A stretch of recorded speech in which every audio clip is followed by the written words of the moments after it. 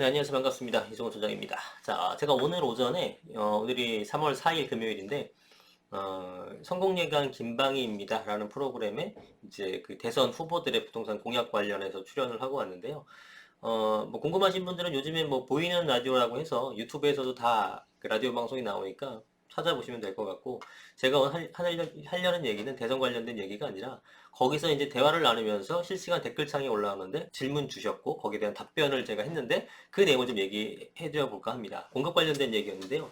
그 진행자께서 양 후보 모두 공급에 초점을 맞추고 있는데 왜 그런 거냐라고 물어보셨어요. 그런데도 공급이 가장 큰 문제라고 이 후보들이 느끼는 이유는 뭘까요? 그래서 제가 최근에 수년간의 가격 상승은 여러 가지 원인이 있지만 가장 대표적인 것이 공급 부족, 그것이 근본적인 원인이다라고 답했습니다. 그랬더니 이제 그 실시간 댓글창에 반대 의견 몇 개가 올라왔는데 이런 내용이었어요. 공급이 문제가 아니라 투기꾼이 문제다. 예, 투기꾼이 집을 여러 채를 구입하니까 공급을 많이 해도 집값이 안 잡히는 거다. 그렇기 때문에 투기꾼만 틀어막게 되면 공급이 없어도 집값은 안정화될 것이다. 투기꾼이 문제다. 이런 의견을 내주셨어요. 어, 여기에 대해서 그 진행자님이 읽어주시면서 이거에 대해서 어떻게 생각하시냐고 물어보셔서 제가 얘기를 했죠.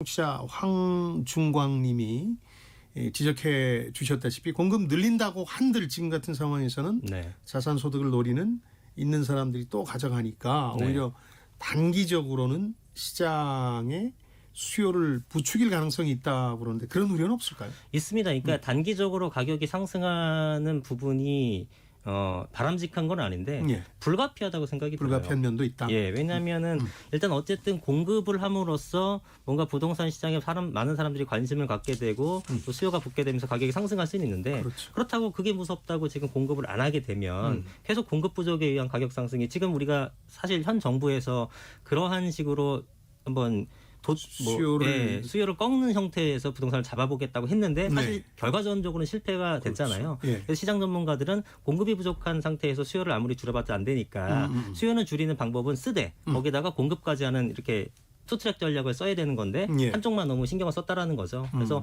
공급은 필연적으로 저는 필요하다고 봅니다. 그게 그렇겠군요. 단기적으로는 가격이 상승할지언정 결국 중장기적으로는 시장 안정을 시켜야 되니까. 네.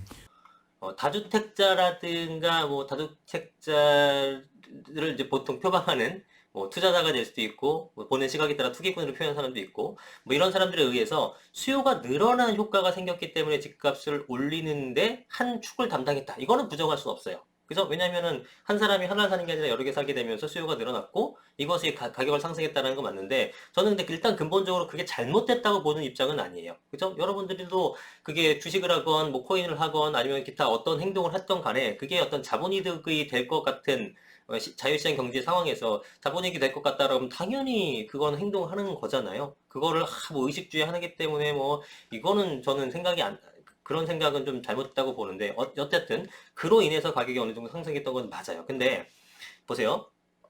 2018년부터 그 댓글에 대해서 반대 의견 드리는 건 뭐냐면 우리나라 2018년서부터 다주택자에 대한 규제가 생겼습니다. 그죠? 잘 생각해 보세요. 17년, 18년도부터 이제 생겼다고 봐야겠죠. 구체적으로는. 그래서 그때부터 강력해진 다주택자 규제들이 점점 세졌어요. 2019년도부터는 뭔가 추가로 집을 매수하기가 좀 점점 부담이 됐고 거의 2020년 이후에는 움직이지 없을 정도로 다주택자분들이 그런 상황까지 몰렸죠. 그러면 2020년도부터 다주택자 움직임이 거의 없었는데 그럼 집값이 잡혔느냐? 아니에요. 20년도, 21년도 상승분이 17년, 18년, 19년, 20년도 상승분보다 훨씬 더 큽니다. 이게 무슨 뜻이냐면 다주택자가 움직이지 않고 실수요자만 움직이는 시장이 형성되더라도 시장에 공급이 부족하게 되면은 가격이 오른다라는 것을 뜻하는 거예요. 그렇기 때문에 투자자의 과도한 어떤 투자, 이거를 좀 막는 이런 정책도 당연히 필요는 하되 그와 더불어서 공급도 꾸준하게 제공을 해야지만 집값이 안정될 수 있다는 거예요. 투기꾼만 잡아서 될 문제가 아닙니다. 공급은 반드시 해줘야 돼요.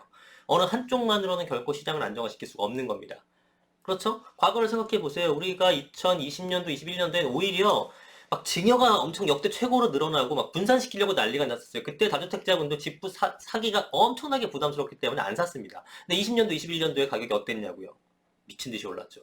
물론 한 가지 원인을 볼 수는 없습니다만 공급 부족에 기인한 것이 상당히 크다. 그래서 결국은 투기 수요만 잡는다고 집값이 안정화될 것이라는 것은 잘못된 생각입니다. 그래서 저는 꾸준하게 공급을 해줘야 된다는 입장인 거고, 그리고 이제 이와 관련해서 제가 어제였죠? 예, 목요일 날 저녁에 일본에서 한 5년 정도 거주를 하시면서 일본 도쿄의 한 사립종합대학의 그 교수님으로 계신 분하고 이제 통화를 하게 됐는데, 그 교수님은 이제 저한테 이제 한국 부동산에 좀 물어보시고, 저는 일본의 또 상황을 좀 여쭤보면서 대화를 좀 나눴는데, 그 교수님이 거주하시는 그 상황에 대해서 그 얘기했던 거에 대해서 조금 말씀을 드릴게요. 요거는 지도를 보면서 한번 말씀드리도록 하겠습니다. 자, 여러분 구글어스 다 아시죠? 이 구글어스를 제가 켰는데, 자, 여기서 도쿄로 한번 가볼게요. 도쿄로 가면은, 자, 이렇게 생겼습니다. 이게 이제 도쿄시를 얘기하는 건데, 도쿄의 크기가 어느 정도 되냐면은, 627제곱미터 정도 된다고 합니다. 서울 같은 경우에 606제곱미터니까 두 개의 크기가 거의 비슷해요. 그런데, 이 도쿄는 좀 특이하죠? 도쿄시가 있고, 또 도쿄도라는 게 있고 도쿄 권역이라는 게 있습니다. 그래서 이 도쿄시는 여기 23개구가 있어요. 우리나라 25개구죠. 23개구가 이제 도쿄시고 여기는 이제 가격이 꾸준하게 상승하고 있는 그런 곳이라고 보시면 될 것 같고, 그리고 도쿄도를 한번 쳐볼게요. 이게 좀 틀리게 나옵니다. 이 도쿄시고요. 도쿄도를 쳐보게 되면 자, 더 넓게 나오죠. 여기까지가 도쿄도의 크기예요. 그리고 여기 도쿄도에다가 이쪽에 이제 가나가와현이고, 그 다음에 이쪽이 이제 사이타마현이고, 이쪽이 이제 지바현입니다. 그래서 여기까지 다 합치게 되면은 도쿄 권역은 엄청나게 커요. 예. 그러니까 우리나라 서울 주변의 수도권까지 다 합한 것을 도쿄 권역이라고 합니다. 근데 도쿄시는 제가 알기로는 서울하고 비슷한, 규모의 인구에 한 980만 명 정도. 그리고 지금 보여드린 이 도쿄도로 하게 되면 1400만 명 된다고 하고, 이 세 개의 현까지 합해서 도쿄 권역이라고 하는 것은 한 3500만 명에서 3800만 명 정도의 인구가 살고 있다고 해요. 뭐 거의 일본 인구의 3분의 1 쪽이 다 이 도쿄 권역에서 살고 있다는 얘기죠. 자, 그런데 도쿄 도심 같은 데서는 가격이 계속 꾸준하게 올랐었고요. 전국이 다 떨어지고 있었는데 유일하게 오른 것이 도쿄시였습니다. 예, 우리 잃어버린 30년 이후에 어느 정도 지나고 나서 회복했던 것이 도쿄시만 플러스고 나머지는 전국이 다 마이너스였어요. 그런데 지금도 도쿄시 같은 경우는 꽤 많이 상승을 하고 있고, 그러나 주변의 어떤 도쿄 권역까지는 가격이 별로 오르지 않았었어요. 여러분 그 다마신도시라고 들어보셨나요? 제가 아까 다마신도시를 한번 찾아봤었는데, 다마신도시라고 이렇게 쳐보게 되면은 뭐 다마신도시의 몰락 이렇게 떠요. 이게 언제 거냐면은 보니까 뭐 2018년도 9월달, 그러니까 불과 3년 전, 4년 전 자료들을 봤을 때 다마신도시가 이렇게 몰락하고 있다. 도심 뭐 회귀 현상, 다시 도시로 돌아가는 거, 이게 신도시가 좀 위험하다, 이런 걸 잘 봐라. 그리고 15세 이상 인구가 이렇게 급전직하하고, 그다음 65세 이상 인구는 늘어나니까 고령화가 되면서 이게 신도시지만 늙어가고 있다. 예, 그래서 좀 문제다. 이런 식의 얘기를 들었던 것이 바로 이 다마 신도시입니다. 다마 신도시는 도쿄 중심부에서부터 한 20km 정도? 예, 다마 신도시가 한번 재볼까요? 다마 신도시를 다마시. 자, 여기죠? 그러면은 거리를 한번 재보게 되면 여기서부터 도쿄까지는 25km 정도 됩니다. 예, 우리나라 2기 신도시 정도나 1기 신도시 중간쯤 정도 되겠네요. 이런 신도시인 것들이 도쿄랑 이렇게 멀지 않음에도 불구하고 가격이 굉장히 하락을 했었다는 건데, 이런 것들 포함해서 도쿄 그 권역 전체가 전반적으로 상승으로 가고 있다는 거예요. 근데 제가 일본에도 이렇게 어떤 투기라든가 이런 것들이 있냐고 여쭤봤더니 거의 없답니다. 왜냐하면 여러분들 아시겠지만 일본은 잃어버린 30년을 일본식 그 자산 디플레이션 맞고 90년대 초반에 한번 거품 경제가 쓰러지고 나서 부동산을 구입해서 나중에 차익을 생긴다, 자본 이득을 얻을 수 있다는 개념 자체가 거의 없대요, 일반 사람들이. 그래서 집을 사고 팔고 하는 게 없답니다. 그래서 얘네들은 직업도 좀 그렇잖아요. 직업도 장인 정신이나 모자라고 대대손손 이렇게 물려받고, 어떤 사업체가 아니라 하나의 그냥 작은 규모의 가게도, 그 집도 되게 오래된 집이지만 거기서 출장창 살잖아요. 그런 것처럼 집을 어떻게 뭐 이사를 다, 우리는 뭐 돈만 되면 막 이사 다니잖아요. 근데 일본은 그런 게 없대요. 그래서 우리나라라든가 뭐 미국도 마찬가지고 대부분의 유수의 나라들은 신규 공급보다 기존 아파트의 기존 그 공급 시장에서 거래되는 것들이 훨씬 더 비중이 많죠. 당연하잖아요. 신규 공급보다 기존의 구축 아파트 거래되는 거래량이 훨씬 더 많을 거니까 비율적으로. 근데 일본은 그게 오히려 반대래요. 기존의 시장들이 거의 사고 팔고가 없어요. 그러니까 당연히 가격이 또 오르지도 않겠죠. 그리고 오르지 않다 보니까 투기 세력이 없고. 그런데 그러한 지금 일본조차 가격이 올라가고 있다라고 합니다. 그게 왜냐하면은 공급이 너무나 그동안 없었기 때문에. 뭐 교수님 말씀으로는 그래요. 그 원인에 대한 결과는 한 사람의 의견일 뿐이지만 어쨌든 거기 오래 거주하시면서 관련된 업무를 하시는 분의 말씀으로는 공급이 워낙 부족하기 때문에 움직인다라는 거예요. 제가 드리고 싶은 말씀은 뭐냐면 여기도 거의 투기 세력이 없는 나라라는 거예요. 부동산에 관련해서 일본이라는 곳도. 그런데 그래도 공급이 부족하고 그렇다면 공급이 부족한 상태에서는 실수요자만 움직여도 가격이 상승한다라는 겁니다. 투기꾼만 빼면은 뭐 다 해결될 것 같은 말씀하시는데 절대 아니에요. 그래서 계속 공급 강조를 하는 겁니다. 우리나라 지난 2, 3년간의 사례를 봐도 그렇고 최근에 일본 사례를 봐도 그렇고 그런 것들이죠. 예. 그리고 이제 일본 그 도쿄시 순수한 도쿄시 서울만한 크기 23개구 있는 것들은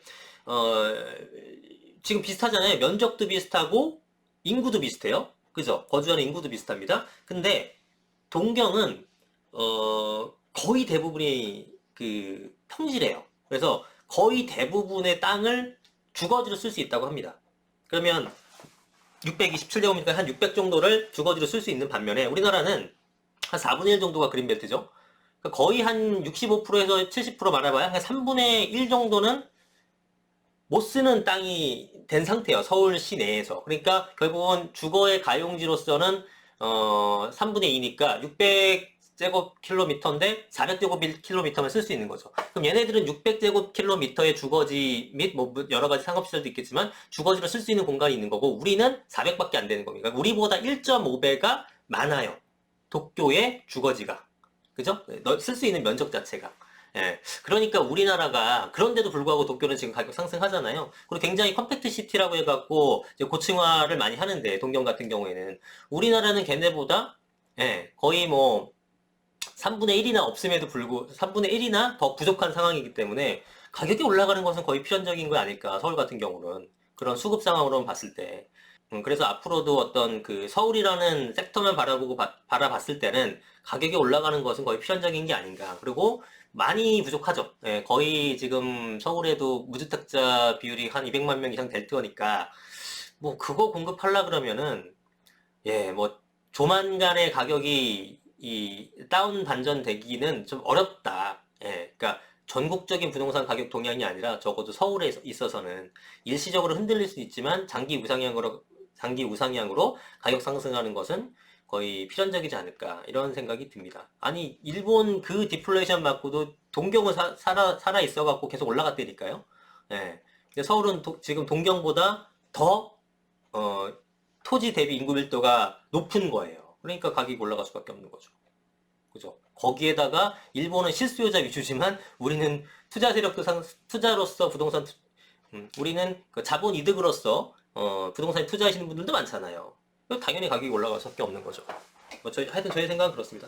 내용이 그런 건데, 그러니까 공급은 되게 중요하고 이번에 그 양당의 후보들께서도 공급에 초점을 상당히 많이 맞추시는데, 그냥 그 말뿐이 아니라 진짜 당선을 위한 공약이 아니라 진짜 당선되고 부동산 쪽에 신경을 많이 썼으면 좋겠고 국민들한테 직접적인 영향이 가장 큰 그 분야 중에 하나이기 때문에 공급을 많이 해주셔서 집값이 안정되는데 좀 큰 도움이 됐으면 좋겠다 이런 말씀을 드리네요.